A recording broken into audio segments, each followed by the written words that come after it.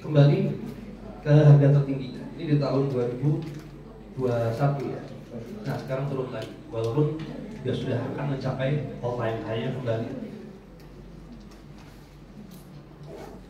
Nah, ini slide intinya sebenarnya di sini. Bagaimana kita menggunakan logam mulia untuk tujuan keuangan. Beberapa hal yang harus diperhatikan oleh Bapak Ibu sebelum menggunakan perak, sebelum menggunakan perak untuk perencanaan keuangannya. Betul yang dikatakan Om Hafid tadi, ini bukan angin surga. Apakah perak itu adalah instrumen terbaik? Apakah perak itu akan selalu naik? Apakah semuanya perak itu yang paling terbaik? Ya, apakah seperti itu? Belum tentu, karena profil risiko setiap orang berbeda-beda. Ada yang konservatif, moderat, dan agresif. Ya. Biasanya akan ada sebuah kuesioner untuk menilai apakah seseorang itu profilnya konservatif, moderat, atau agresif. Kalau konservatif itu kemungkinan yang lebih sukanya yang safe aja, yang risikonya lebih kecil ya. Kalau moderat tengah-tengah, kalau agresif biasanya lebih risikonya lebih tinggi, dia lebih suka saham, kripto gitu ya. Apakah yang orang yang agresif itu nggak suka perak juga? Mungkin suka juga biasanya, tapi porsinya lebih kecil. Apakah yang agresif itu nggak suka emas juga? Suka juga. Biasanya emas itu sebagai safe haven, sebagai penyeimbang inflasi. Jadi kombinasi di sini akan sangat bermacam-macam. Ya. Kemudian apa lagi yang harus diperhatikan kalau kita menggunakan logam mulia untuk tujuan keuangan? Karakteristiknya, risk rewardnya seperti apa? Tadi kita udah lihat grafiknya, ya. Apakah dia sudah kembali ke all time high-nya atau belum? Mekanismenya, Bapak Ibu harus tahu mekanisme. Kalau menggunakan perak, belinya di mana, jualnya di mana, Ibu harus tahu, ya. Kalau tadi saya sebenarnya pengen ngomong di awal ke Kavi, jangan percaya 100% sama Kavi atau Bullion Spot, karena memang tidak ada jaminan untuk itu. Gak ada, kan ada orang bisa menjamin apakah Bullion Spot bisa berdiri terus going concern selama-lamanya. Jangannya selama-lamanya. Apakah bulan depan masih ada? Kita nggak tahu. Jadi ini terkait dengan legalitasnya juga perusahaan. Nah, kebetulan sudah PT ya, Om ya. Nah, ini saya pastikan lagi nih kalau beliaunya nggak udah ya, aman ya. Dan likuiditas dari si instrumen tersebut, apakah perak itu liquid atau tidak? Ya, kalau nggak liquid nggak bisa dijual lagi, ya buat apa? Ini tadi seperti disampaikan Om Yudi juga, orang beli pasti untuk dijual lagi. Orang pasti beli untuk digunakan artinya itu dieksekusi untuk dijual lagi pada saat dia sudah akan dibutuhkan. Kapan dibutuhkannya? Tergantung, ada yang jangka pendek, menengah atau panjang. Nah, berbicara mengenai perak atau emas juga logam mulia, kalau menurut saya itu tidak terlalu cocok untuk tujuan keuangan yang jangka pendek. Kenapa demikian? Karena fluktuasinya masih cukup tinggi. Kita lihat kemarin emas perak itu di awal tahun cukup tinggi harganya, sekarang lebih turun. Dan itu aja naik turun, tapi cenderungannya turun. Ya. Kalau kita balik sini lagi, nah ini. Kalau ini mungkin tahun 2020, 2021, 2022 gitu. Ya, dalam waktu 1 tahun itu kita sebut sebagai jangka pendek. Dia turun. Nah, bayangkan kalau Bapak Ibu menggunakan emas lah ya. Saya coba ganti grafik emas kali ya. Lihat kan ini. Saya punya grafik tadi emas ya. Ini emas. Nah ini ya. Bayangkan kalau Bapak Ibu menggunakan emas ya, beli di tahun 2011 saat tinggi-tingginya untuk digunakan pembayar biaya masuk anak sekolah tahun depan. Tadi saya beli emas 10 gram 10 juta di tahun ini buat sekolah anak tahun depan. Dilalah tahun berikutnya emasnya turun. Pas dijual cuma tinggal 9,5 juta atau 9 juta, nggak cukup uang. Lalu marah-marah menyalahkan bahwa investasi emas itu nggak menguntungkan. Saya baru bilang orang yang beli di sini jual di sini untung gitu katanya. Nah kembali ini semua akan tergantung pada kebutuhannya ya, apakah untuk tujuan keuangan jangka pendek atau menengah atau panjang ya. Oke, nah, kalau untuk jangka menengah jangka panjang relatif emas perak itu lebih cocok. Ya. Tapi apakah, nah ini yang harus tanya lagi, apakah pasti kalau dalam jangka menengah emas itu naik? Saya nggak bisa jawab pasti juga. Apakah jangka panjang naik selalu? Saya juga nggak bisa jawab. Kalau saya bisa jawab menengah panjang pasti naik, ya saya udah cenayang banget, super duper tahu. Tapi kalau kita lihat dari grafik tadi, kecenderungannya adalah trend, ya jangka menengah panjang ya. Dan yang penting lagi adalah sesuaikan dengan kondisi keuangan, financial check up. Jangan sampai Bapak Ibu ini yang udah nanti join sebagai distributor misalnya ya, lalu Om Jaswa lah, Om Jaswa baru daftar udah daftar Om Jaswa udah daftar Om Jaswa udah daftar ya, udah beli gitu, terus langsung beli yang apa tadi premium, nanti belum tahu lagi begitu gabung grup ada lagi partner beli terus akhirnya uangnya habis, terus bulan depan bingung, waduh buat dapur gimana nih? karena apa? Karena pernah memang ada yang kejadian seperti itu. Kebetulan karena saya pernah dicurhatin juga ya, Mas Taufik gimana sih? Aku kayak kebanyakan beli perak, terus buat dana ini kok udah kurang. Nah, kok bisa? Kebanyakan beli perak ini jangan sampai gitu dong. Artinya kembali ke tadi arus kas tadi ya. Dia kebanyakan mengeluarkan uang untuk membeli perak, padahal tidak sesuai kebutuhannya. Dia nggak butuh beli perak banyak-banyak. Kenapa? Buat dijual. Kalau buat dijual tentu dia harus perhatikan tadi kolomnya lagi, apakah fast moving atau slow moving, barang-barangnya juga harus diperhatikan. Ya. Nah, kalau mengenai kondisi keuangan nanti harus diperhatikan lagi budgetingnya. Biasanya 10% untuk investasi, 20% untuk 10% untuk sedekah, 20% investasi, 3% dari utang, 40% untuk sehari-hari. Nah ini lagi, ini yang dari tadi juga sudah dibilangin. Who am I? Siapa saya? Semua orang yang ada di sini, ini bisa ada di golongan investor, ada yang penabung, ada yang kolektor, ada yang trader, ada yang kolektor. Nah ini istilahnya saya dapatkan dari grup kita ya. Apa itu kolektor? Kolektor itu adalah kolektor yang begitu ada yang mau beli langsung dijual, nah, tanpa memperhatikan apakah sudah sesuai dengan tujuan keuangannya atau tidak. Karena dia memang benar-benar hanya koleksi, ya. Pokoknya gue beli, saya pegang, udah senang lihatnya. Ada yang FOMOR. Nah, FOMOR ini istilah dari siapa ya? Dari Om Philip nih kalau nggak salah. Buat siapa ini? Kayaknya buat yang lagi ngomong sekarang ya. Jadi ternyata saya pun juga manusia ya. Jadi walaupun saya udah tahu teori ini, begitu melihat ada, wah ini lumayan nih, wah ambil. Karena takut gak bisa. Lapar mata jadinya. Ini banyak orang seperti ini, penimbun. Gak tahu tujuannya, pokoknya beli aja, timbun aja. Karena dengan harapan tadi udah tahu grafik kecenderungannya dan naik. Nah ini mirip-mirip sama spekulan kali ya. Apakah di perak ada spekulan kira-kira? Ada. Ada lah yang beli terus disimpan aja nggak dikekepin nggak mau dikeluarin. Penggembira. Nah, ini nggak tahu ada mungkin di salah satu di antara kita. Kalau saya sendiri saya termasuk di investor iya. Saya ada di saver, saya ada di kolektor. Tapi saya nggak trader, saya kadang-kadang aja trader. Jadi saya kalau ada yang temen minta jualin produk saya baru saya. Tapi saya relatif tidak menyebut diri seorang trader. Saya lebih banyak di kolektor, penabung sama investor. Sama lapar mata. Investor keuangan juga manusia. Jadi saya juga suka yang bagus gitu ya. Oke, apalagi nih? Nah ini dia. Ini slide terakhir. Jadi apakah emas atau perak ini cocok untuk saya? Tadi yang sudah saya sampaikan. Bapak Ibu yang tergabung di distributor ataupun yang baru hadir di sini, ini secara umum itu memiliki risk profile yang berbeda-beda. Saya orangnya mungkin moderat, Om Kavi mungkin agresif, Om Juli mungkin setengah-setengah antara moderat agresif, pertahanan, Pak Jaswa mungkin apa lagi. Kalau orang-orang ini dibandingkan, maka pasti begitu ditanya soal perak, berapa porsi komposisi dia akan membeli dan setiap bulan pasti akan berbeda-beda.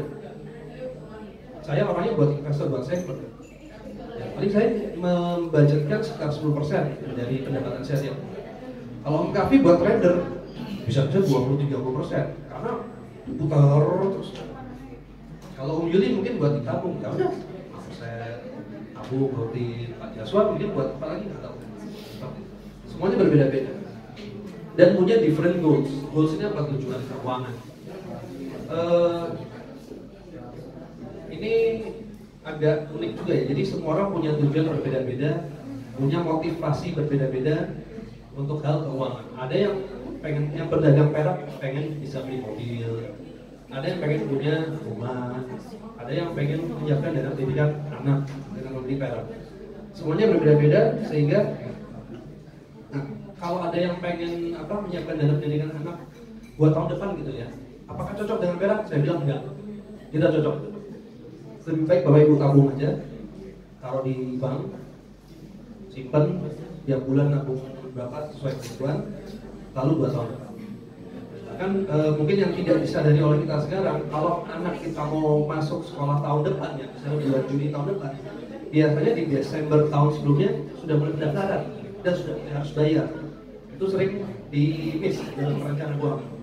Jadi kalau anak saya nanti kelas 1 SMP itu 3 tahun lagi, ya udah 3 tahun lagi, berarti ternyata udah bayar di 2,5 tahun kemudian. Itu akhirnya kurang setengah tahun jadi. Dan terakhir kondisi keuangan setiap orang berbeda-beda. Emas sama perak berbeda-beda. Emas itu lebih mahal daripada perak dalam hal nilai uang. Pendapatan kita pun berbeda-beda. Ada yang 10 juta, ada yang 20 juta, ada yang 30 juta. Kemampuan pembelian peraknya juga akan berbeda-beda. Jadi kalimat terakhirnya adalah personal finance is personal. Ya. Bapak Ibu punya kondisi keuangan berbeda-beda, tujuan berbeda, pasti cara pengelolaan peraknya gitu ya. Bapak kami juga berbeda, Buana juga beda, Jaswa juga berbeda. Jadi tidak ada yang bisa disamakan dari kita semua, kecuali kita menggunakan logam mulia perak. Berapa proporsinya, kapan pembeliannya, itu akan sangat berbeda-beda sesuai kesempatan dan tujuan dan kondisi keuangan kita masing-masing. Jadi nggak ada yang harus dikhawatirkan kalau wah dia bisa beli 10 gram perak bulan ini, problem, apa silakan. Ada yang bilang, ada yang beli, saya harus bisa beli 100 gram bulan ini, silakan. Nggak perlu khawatir, sesuaikan dengan kondisi masing-masing. Oh ya, itu aja. Udah selesai, sudah. Ada pertanyaan? Bebas saja, silakan. Silakan tanya, bebas. Bebas. Yang tanya dapat buku. Buku dari terbaru untuk Om Taufik. Om Taufik, sangat bermanfaat. Ada yang mau ditanya?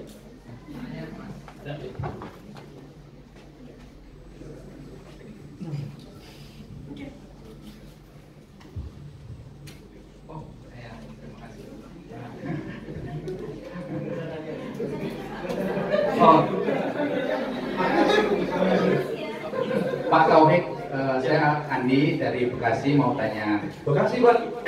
Dari Bekasi. Saya dari Jakarta Timur, Pak. Oke.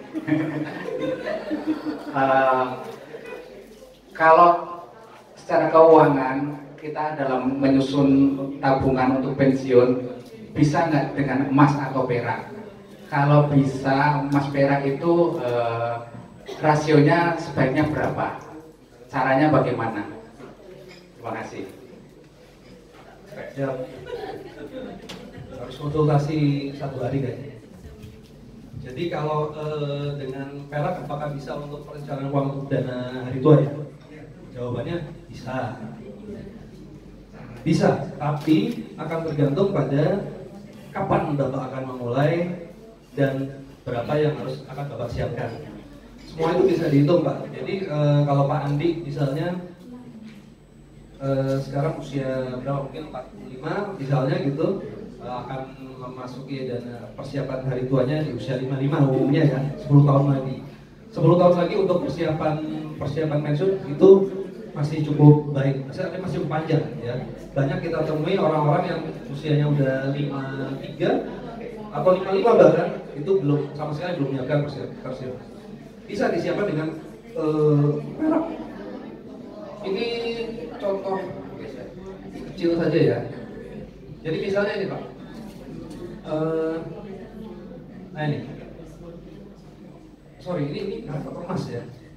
Saya punya contoh, perak ya perak. Ini Pak, misalnya untuk dana pensiun, ini contoh sebagai contoh aja ya. Ya kita mentargetkan pada tahun 2027 atau 14 tahun lagi, kita harus punya dana 1,9 miliar rupiah untuk dana hari tua. Nah, nanti Bapak Adi tanya, ini dari mana hitungnya 1,9? Ini ada perhitungannya sendiri Pak.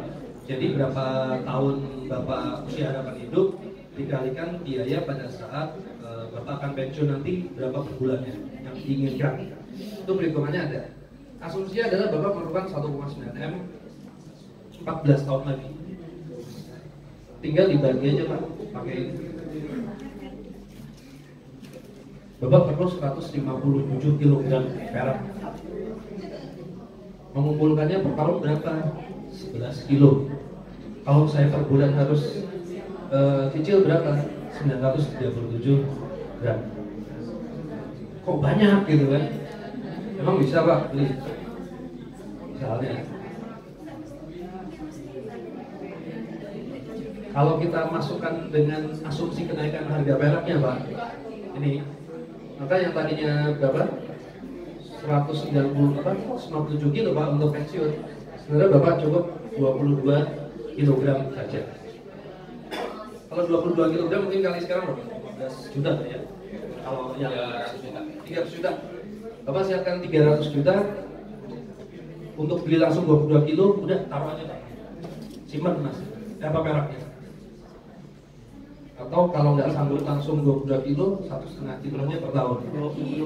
Atau per bulan 100 juta. Bisa. Jadi sebenarnya bukan ini yang utama Pak Andi ya. Sebenarnya yang paling utama adalah bagaimana Bapak bisa menghitung kebutuhan Pak Andi 1,96 ini. Nah ini dibangun dari berbagai asumsi. Apakah Bapak pensiun di usia 55? Berapa lama Bapak pensiun? Artinya usia harapan hidup sekitar 55 tahun. Berapa rate inflasi pendidikan, dan return perak dan lain-lain. Itu masih pengaruh dari ini. Nah, kondisi ini semua bisa berubah-ubah Pak setiap tahunnya. Ya. Jadi sangat penting untuk Bapak melakukan monitoring yang tadi. Dalam perencanaan keuangan melakukan monitoring setiap tahun. Apakah dari yang sudah Bapak Andi kumpulkan itu masih cukup ya untuk mencapai target tadi 1,9? Terus dihitung setiap tahun. Itu mungkin Pak. Selamat menabung. Lanjut. Masih mengacu pada nilai uang sekarang sama nilai future value. Ya. Bisa nggak kita sederhanakan misalnya kita zaman sekarang 1 bulan misalnya UMR Solo misalnya 2 juta, berarti sebulan kita untuk biaya 2 gram emas. Kemudian kita punya pensiun misalnya 10 tahun setelah pensiun nggak bisa ini. Nah itu tinggal dikalkulasi berapa bulan kaliin 2 gram emas itu bisa nggak? Bisa Pak. Jadi sebenarnya ada di sini. Ini adalah asumsi pemasukan Pak Andi bulanan 15 juta rupiah sekarang. Pengeluarannya sekarang ini 13 juta sekian. Kalau per tahun berarti 13,4 ya. Ini kalau dibagi per tahun. Ini ada pendapatan bulanan dan pendapatan tahunan. Nah, dari asumsi ini dikalikan dengan future value Pak. Ini yang kemudian akan membentuk angka 1,968. Bisa dihitung Pak. Cuman saya memang nggak menampilkannya di sini karena ada perhitungan lain. Banyak kalkulator yang bisa Bapak gunakan di internet sebenarnya, di web, gratisan. Untuk cara menghitung, kalau saya punya pendapatan sekian, saya mau pensiun 20 tahun lagi, hidup selama 20 tahun kemudian, berapa sih yang saya harus siapkan? Itu aja. Tadi siapa?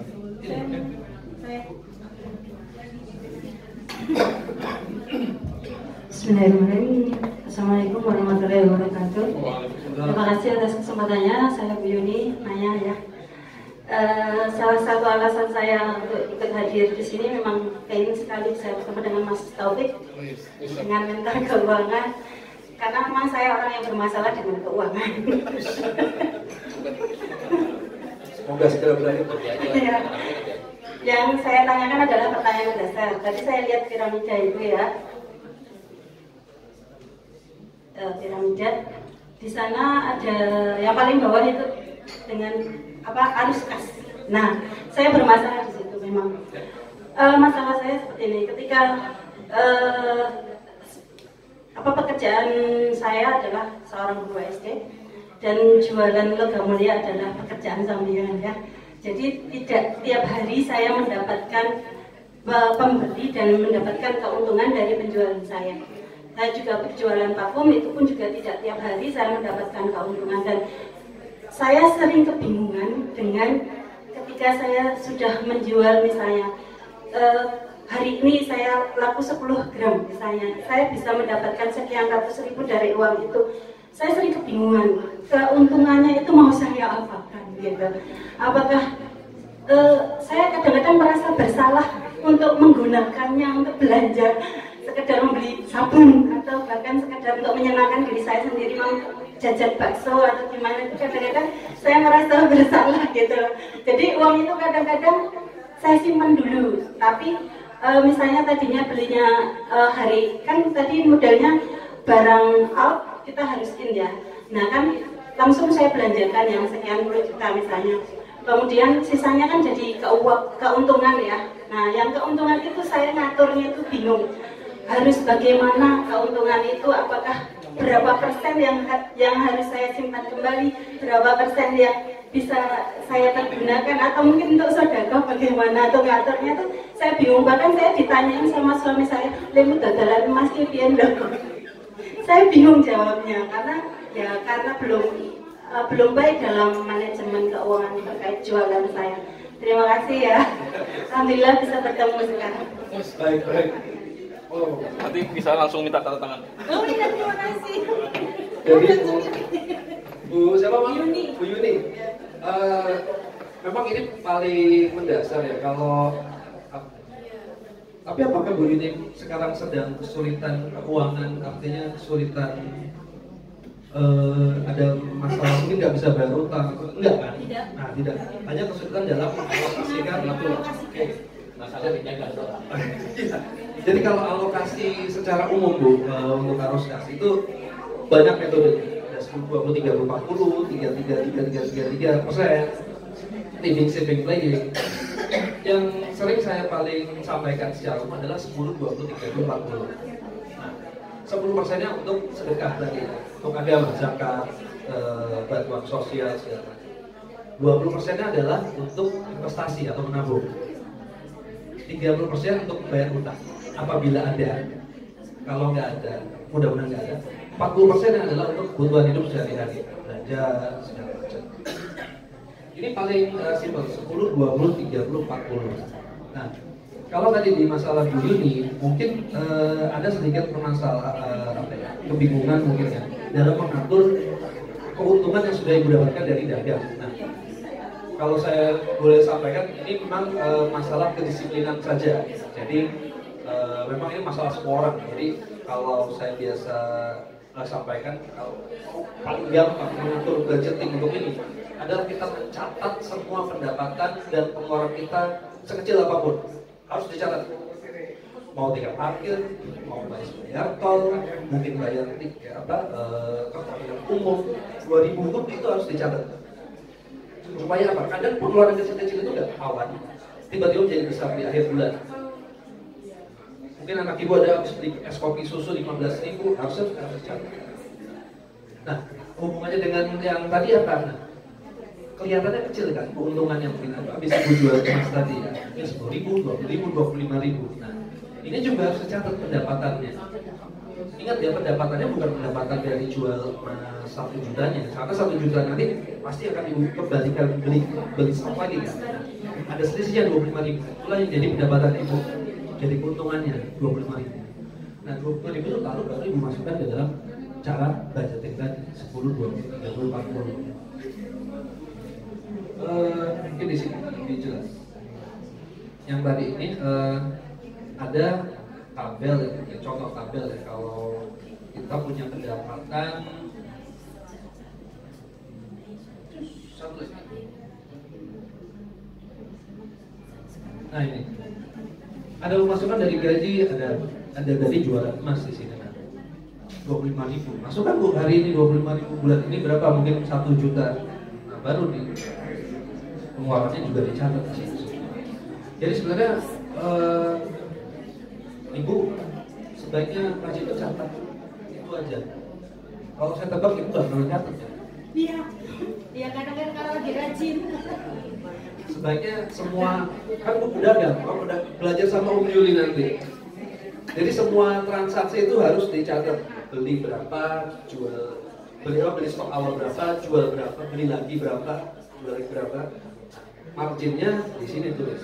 Kalau pedagang emas yang lain, kalau yang kecil-kecil, margin sebesar 10-25 ribu itu harus diberikan emas kecil lagi bisa. Jadi gramasinya yang dinilai kan bertambah. Kita nggak incar rupiahnya ya, tapi gramasi di akhir bulan, akhir tahun harus bertambah dong. Kalau itu jualan kita nggak sukses lah. Makasih dapat solusi. Lanjut pertanyaan. Ada yang mau ditanya lagi?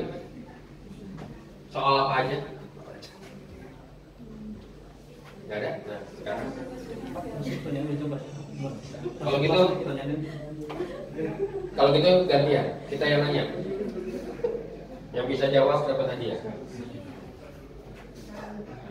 Banyak sebenarnya banyak tips jualan gimana sih aku tinggal jawabnya satu jawabnya Bener nih, gak ada yang mau nanya lagi nih ya? Soal Bullion Spot, soal bagaimana cara menjual, silakan Om.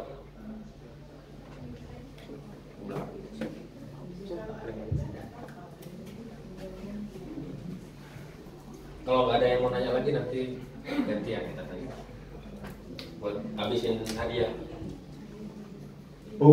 Ya. Tadi kan jenis-jenis perak itu ada apa aja ya? Generik, terus Premium, rare.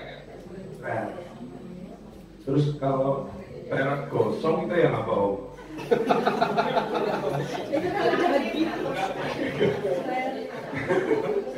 Ya, benar. Ya, Karena nggak tahu ya Om ya. Jadi gini, ada mungkin ada sebagian juga yang belum pernah dengar ini. Perak gosong itu sebenarnya itu hasil dari oksidasi, tarnis. Ada yang sengaja ditarnis supaya warnanya jadi menarik, artificial toning bahasa Inggrisnya. Ada yang memang koin kuno secara natural berubah warnanya dan menjadi warna yang sangat bagus. Mungkin nanti kita kalau misalnya di diskusi nanti di grup bisa ada contohnya rainbow toning. Itu warnanya seperti pelangi. Itu kan maksudnya perak gosong itu. Oh ya, emang belum tahu. Oh gitu. Ya. Jadi perak gosong itu ada yang natural, ada yang disengaja loh. Biasanya disengaja supaya kelihatan bagus. Tapi itu memang agak sedikit berharga, tapi kalau kita tahu itu bikinan nggak terlalu signifikan. Cuman yang suka doang yang mau beli. Kalau yang natural toning, yang aslinya memang berubah, itu harganya mahal. Masuknya bisa jadi ke premium atau rare. Tapi juga yang mau beli yang suka aja. Yang rare tadi itu, yang mau beli juga yang suka aja. Pertanyaan selanjutnya Om. Siap.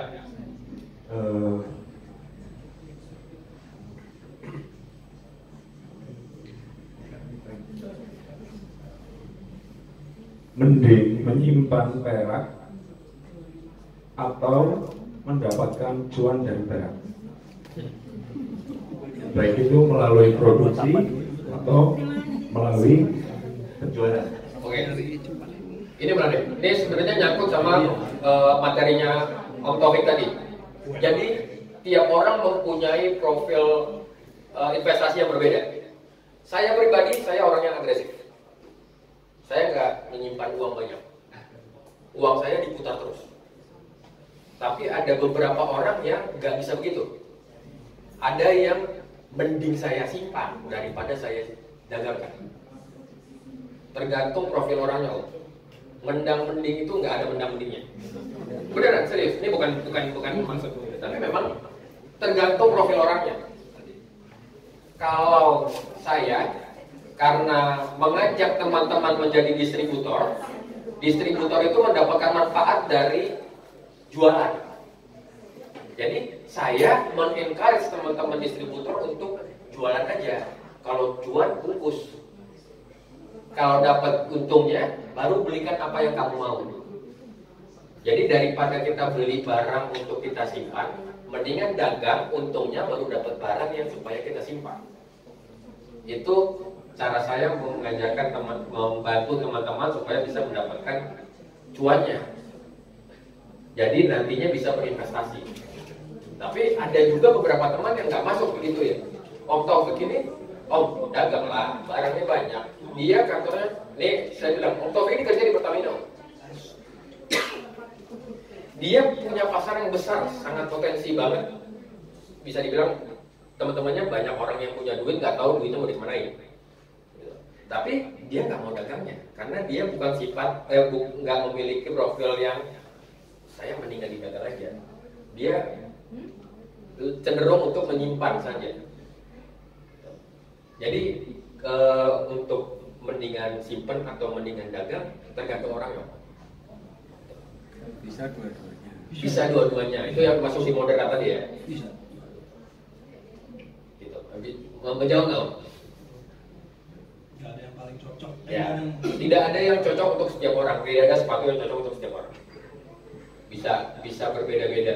Mungkin saya mengajak teman-teman, ayo kita bareng-bareng kita dagang. Ayo kita bisa gabung, tapi ada juga teman-teman yang gabung jadi distributor supaya dapat barang murah. Karena setiap ada barang baru, dia belinya dengan harga diskon. Ada yang pertanyaan lagi? Siapa? Tangan. Mobil?